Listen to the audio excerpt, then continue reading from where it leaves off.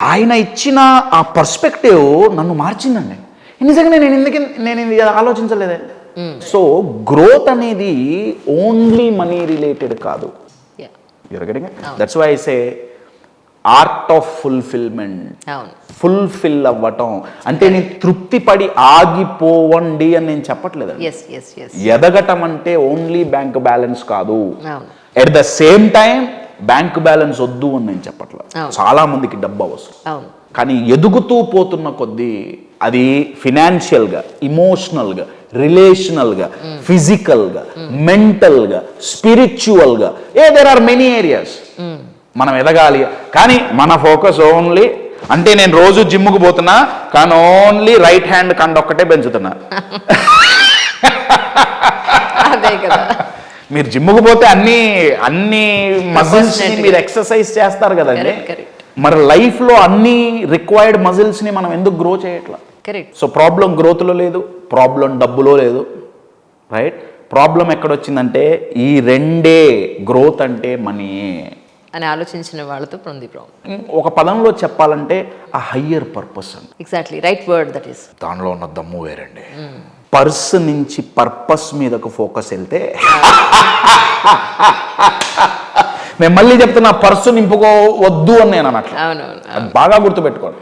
ఎందుకంటే కొంతమందికి వీటి వల్ల వైరాగ్యం వచ్చేసింది, వాళ్ళు ఇప్పుడు సంపాదించట్లా. మా ఇంట్లో సరే అమ్మాయి చూడదులే కానీ పనమ్మాయి వాళ్ళ అబ్బాయి, ఆమెకు ఎట్టాగో చూసే ఫోన్ లేదు కాబట్టి ఇబ్బంది లేదు. పనమ్మాయి వాళ్ళ అబ్బాయి 25 ఏళ్ల పిల్లగాడు. పని చేయి అంటే చేయడు. జొమాటోలో డెలివరీ బాయ్గా కొన్ని రోజులు చేశాడు, ఏదో ఎంతో సంపాదించుకున్నాడు, పోయింది. ఇంకేదో కంపెనీలో ఉద్యోగం పోయింది, ఇంకో ఆ అబ్బాయి మాట్లాడే వైరాగ్యం ఏంటంటే, ఏమవుతుంది డబ్బు లేకపోతే, ఉన్నదాంతో తృప్తి పడండి, పోయేటప్పుడు కట్టుకొని పోతామా? Okay right. కానీ అది తన మీద, తన ఫ్యామిలీ మీద they can't afford being poor అండి. అవును. హుసేన్ బోల్ట్ రిటైర్మెంట్ తీసుకున్నాడంటే వెనకాతల మరి బైసెప్స్ చాలా పెరిగినాయి. ఆయన సంపాదించకపోయినా నష్టం లేదు. కానీ ఈ పిల్లగాడి విషయం కుదరదండి. అవును. ఆ పిల్లగాడు సంపాదించాల్సిందే. కరెక్ట్. రేపు ఇంట్లో ఒక మనిషి పుట్టినా చచ్చినా కూడా డబ్బు కావాలి సార్. పొద్దున్న లేస్తే డబ్బు కావాలి. వాళ్ళ మదర్ చేస్తోంది, తనకు నడుస్తుంది అనుకుంటున్నాను నేను అనుకోవడం. అవసరాలు తీరనప్పుడు, కడుపులో ఆకలి ఉన్నప్పుడు, కింద నుంచి మంట ఉన్నప్పుడు కూర్చోలేరు సార్ ఎవరు. Absolutely that's it. Very well said. నేనేమంటానంటే ఆ మంట కిందుంటే డెస్పిరేషన్, లోపలుంటే ఇన్స్పిరేషన్. అది గనక లోపలుందా,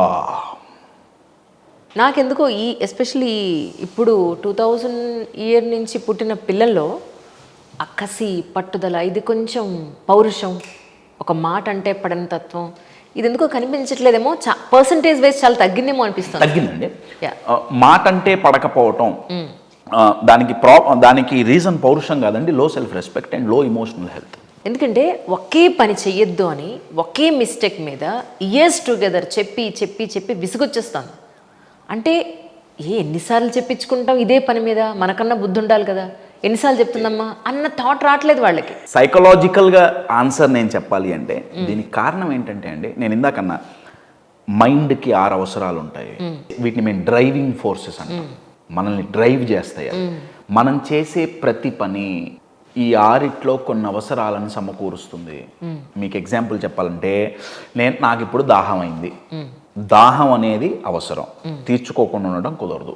కరెక్ట్ కాదు, నేనుంటా గోవింద. కరెక్ట్, అంతే కదా. దాహాన్ని తీర్చుకోవటానికి నాకు 5-6 వెహికల్స్ ఉన్నాయి. ఒకటి మంచినీళ్ళు తాగొచ్చు, అదొక వెహికల్. అదొక వెహికల్ అంటే తెలుగులో ఏమని చెప్పాలి? Thank you so much. అదొక వాహనం. రైట్. వాటర్ అనేది నా దాహాన్ని తీర్చే ఒక వాహనం, కొబ్బరి నీళ్ళు ఇంకొక వాహనం, కూల్ డ్రింక్ ఇంకొక వాహనం, లేదు బియరో విస్కీయో ఇంకొక వాహనం. నా దాహం అనే అవసరాన్ని తీర్చుకోవటం తప్పు కాదు.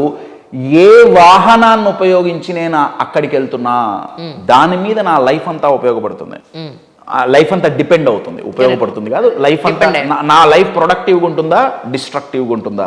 ఇంతవరకు అర్థమైంది కదా. నా ఒక వ్యక్తిని వాళ్ళు ఒక పని చేస్తున్నారు, ఎన్నిసార్లు చెప్పినా వాళ్ళది మానట్లా.